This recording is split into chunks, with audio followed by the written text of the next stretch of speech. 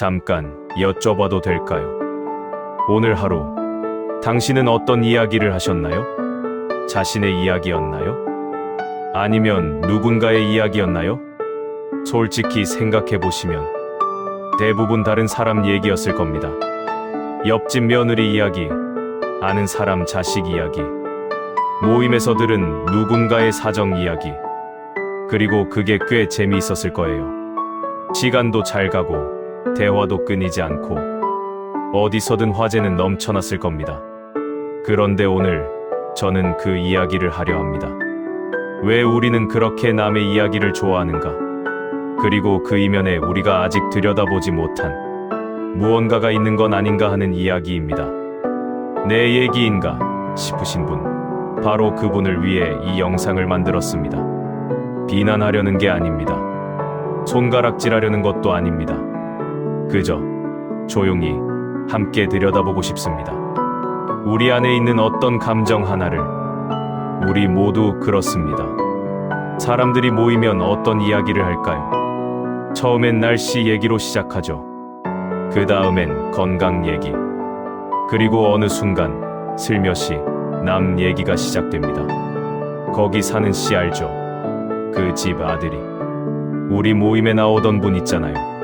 그분이 요즘 옆집에서 무슨 일이 있다고 하던데. 한번 물고가 트이면 시간이 어떻게 가는지 모릅니다. 2시간이 훌쩍 지나 있고 밥도 식었는데 이야기는 끝이 없습니다. 이게 나쁜 걸까요? 꼭 그렇지는 않습니다. 인간은 원래 이야기하는 동물입니다. 서로의 삶을 나누며 공동체를 만들어 왔습니다. 그것이 인류가 살아남은 방식이기도 했죠. 하지만 어느 순간부터 이야기가 달라집니다. 공유가 아니라 관찰이 됩니다. 관심이 아니라 개입이 됩니다. 그리고 그 선이 언제 넘어갔는지도 잘 모릅니다. 걱정이야 라는 말은 진심일 수 있습니다. 그런데 그 걱정이 상대를 위한 것인지 아니면 나를 위한 것인지 가끔은 헷갈립니다. 자식에게 전화를 겁니다. 요즘 어떻게 지내니? 잘 먹고는 있어. 진심 어린 말입니다. 그런데 대화가 길어지면 어느 순간 묻게 됩니다. 그 친구는 요즘 뭐 한대? 직장은 잡았대. 옆에 사는 철수네는 집을 산다고 하던데 너는? 걱정해서 시작했지만 어느새 비교가 시작되었습니다. 그리고 그 비교는 누군가를 향하고 또 누군가를 올려다보고 내려다봅니다. 우리는 왜 이러는 걸까요? 이건 나쁜 사람이 아니어도 하는 일입니다. 착한 사람도, 배운 사람도, 심지어 스스로를 점잖다고 여기는 사람도 합니다. 그러니 이건 인격의 문제가 아닙니다. 더 깊은 곳에 있는 무언가의 문제입니다. 니체가 말하는 것. 19세기 독일의 철학자 프리드리히 니체는 이런 말을 했습니다. 이웃을 사랑하라는 말은 결국 자기 자신으로부터 도망치는 것이다. 타인에게 지나치게 집중하는 사람은 자기 자신을 견디지 못하는 사람이다. 프리드리히 니체, 차라투스트라는 이렇게 말했다를 바탕으로 처음 들으면 좀 차갑게 느껴질 수 있습니다. 이웃을 사랑하면 안 된다는 말이야 싶기도 하죠. 그런데 니체가 말하는 건 그게 아닙니다. 그는 이렇게 묻고 있는 겁니다. 당신이 남의 삶에 그토록 집중하는 이유가 뭔가요? 혹시 자신의 삶이 너무 텅 비어서 그 공백을 남의 이야기로 채우려는 건 아닌가요? 이건 철학적 질문이기도 하지만 굉장히 현실적인 질문입니다. 왜 남의 이야기가 그렇게 재미있을까요? 왜 남의 집 사정이 그렇게 궁금할까요? 왜 모임에 나가면 내 이야기는 별로 없고 남 얘기로 시간을 채울까요? 니체는 말합니다. 그것은 불안이라고, 공허함이라고, 자기 자신의 삶이 충분히 채워지지 않아서 생기는 빈자리라고. 이 말이 마음에 걸리신다면 아마 어딘가에서 그 빈자리를 느끼고 계신 겁니다. 그게 잘못된 게 아닙니다. 다만 이제 그것과 마주할 시간이 된 것일 수 있습니다. 감정은 사실 내 것입니다. 심리학에는 투사더우서라는 개념이 있습니다. 내 안의 감정을 상대방에게 얹어서 보는 것입니다. 내가 두렵고 불안한데 그걸 직접 느끼기가 힘들 때 우리는 그 감정을 바깥으로 내보냅니다. 저 사람 저러면 안 되는데, 저 집은 왜 저럴까? 내가 걱정이 돼서. 그런데 사실 그 걱정의 뿌리는 상대가 아니라 나 자신입니다. 자식이 걱정되는 건 사실입니다. 그런데 그 걱정의 깊은 곳에는 나는 부모로서 잘 해온 걸까라는 질문이 숨어 있을 수 있습니다. 누군가의 실패를 들으며 혀를 차는 것도 사실은 나의 안도감입니다. 나는 저렇게는 안 됐지 라는 위안이 그 안에 있습니다. 이건 나쁜 사람이라서 그런 게 아닙니다. 인간의 뇌가 자신을 보호하는 방식입니다. 불안한 감정을 직접 마주하는 것보다 바깥을 향하는 것이 훨씬 쉽기 때문입니다. 그래서 우리는 남의 이야기 속에서 잠시 쉽니다. 내 이야기는 버려두고. 니체는 이것을 자기 도피라고 불렀습니다. 자기 자신을 직면하기 두려울 때 일어나는 일이라고. 그리고 그 도피는 남의 이야기를 하는 동안만큼은 완벽하게 성공합니다. 하지만 집에 돌아와 혼자가 되면 다시 그 빈자리가 돌아옵니다. 우리는 남의 이야기를 많이 했던 날 밤, 왜인지 모르게 허전한 느낌을 받을 때가 있습니다. 그것이 바로 그 빈자리의 신호입니다. 현실 사례 우리 주변 이야기. 이제 좀 더 가까운 이야기를 해보겠습니다. 아마 고개를 끄덕이실 수 있는 이야기들입니다. 첫 번째, 자식 걱정이라는 이름의 통제. 60대 초반의 어머니 한 분이 계십니다. 자식이 30 중반이 되었는데도 매일 전화를 합니다. 오늘 뭐 먹었어? 요즘 회사 어때? 그 사람이랑은 잘 지내고 있어? 자식은 답합니다. 짧게. 어머니는 서운합니다. 왜 이렇게 대화가 없어? 그런데 사실 그 자식은 이미 다 알아서 잘하고 있습니다. 어머니가 걱정하는 건 자식의 현실이 아니라 자신의 불안입니다. 내가 없으면 저 아이가 잘 살 수 있을까? 내가 더 해줬어야 하는 게 있지는 않았을까? 자식 걱정은 진심입니다. 하지만 그 걱정의 절반은 자식을 향하고 나머지 절반은 자기 자신을 향해 있습니다. 그 불안을 자식에게 쏟아내면 자식은 숨이 막힙니다. 그 불안을 자신에게 들여다보면 비로소 진짜 대화가 시작됩니다. 두 번째, 남의 실패에서 오는 안도감. 모임에서 누군가의 이야기가 나왔습니다. 있잖아, 거기 살던 분 기억해? 그 집 사업이 완전히 망했대. 순간 자리가 조용해집니다. 그리고 혀를 찹니다. 에이고, 그럼 그렇지. 그런데 그 순간 공기 속에 이상한 것이 섞여 있습니다. 안타까움 같기도 하고 안도감 같기도 합니다. 그래도 우리는 저렇게까지는 안 됐잖아. 이걸 나쁜 마음이라고 단정 짓고 싶지 않습니다. 이건 인간이 자신을 지키는 무의식적인 방어입니다. 하지만 이 안도감이 자주 필요하다면 그것은 내 안의 불안이 그만큼 크다는 신호입니다.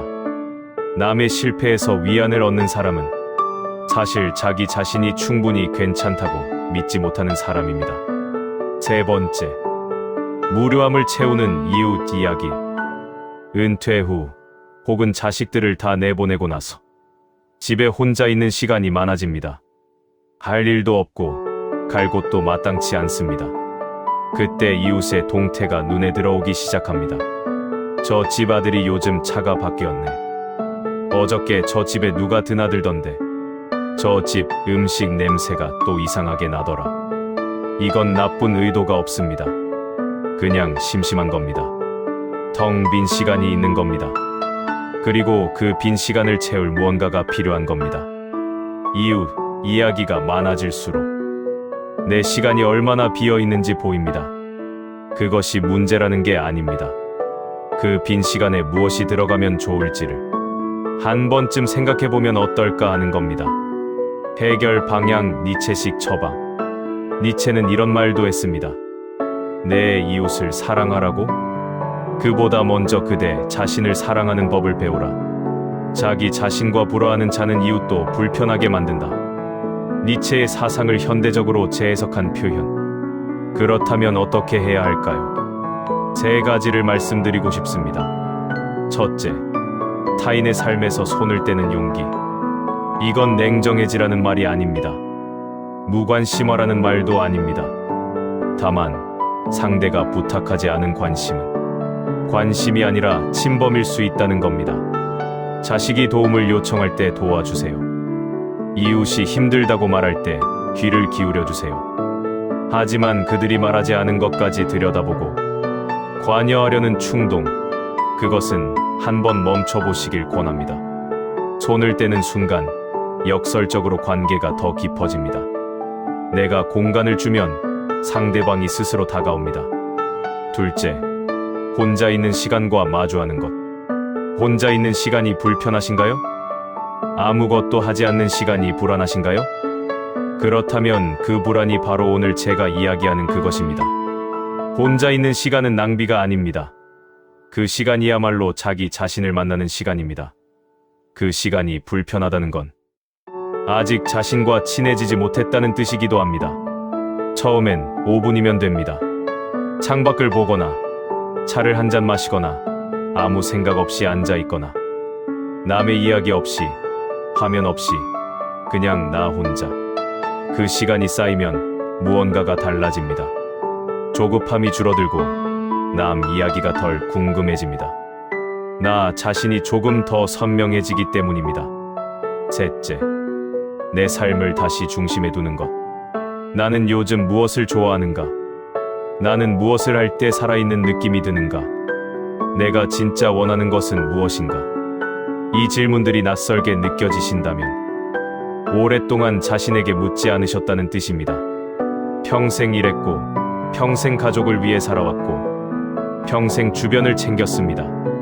이제 당신 자신을 위한 시간을 조금 내도 됩니다. 그것이 이기적인 게 아닙니다. 오히려 그것이 진짜 삶입니다. 니체는 말했습니다. 되어라, 내가 되어야 할 그것이. 남의 삶을 살지 말고 내 삶을 살라는 말입니다. 당신이 잘못된 게 아닙니다. 여기까지 들으시면서 혹시 마음이 무거워지셨나요? 내가 그랬구나 싶어서 부끄러운 마음이 드셨나요? 그렇다면 잠깐 멈추고 이 말씀을 드리고 싶습니다. 당신은 잘못된 것이 아닙니다. 우리는 그렇게 살도록 훈련받아 왔습니다. 어릴 때부터 남을 잘 살펴라는 말을 들었고 남들 어떻게 사나 봐라 하는 말도 들었습니다. 비교와 관찰은 생존의 방식이었고 공동체의 방식이었습니다. 그러니 이게 당신의 결함이 아닙니다. 그저 살아오면서 자연스럽게 익힌 방식일 뿐입니다. 다만 이제는 그 방식이 조금 다르게 작동할 수 있다는 걸 알았으면 합니다. 남의 이야기를 좋아한다는 것, 그 이면에 내가 있다는 것, 그리고 그 내면을 들여다보는 것이 두렵지 않아도 된다는 것. 당신이 남의 이야기에 집중해온 건 아직 자신의 삶을 충분히 살지 못했기 때문일 수 있습니다. 그리고 그건 지금 시작해도 결코 늦지 않습니다. 50이든 60이든 70이든 자기 자신의 이야기를 시작하기에 늦은 나이는 없습니다.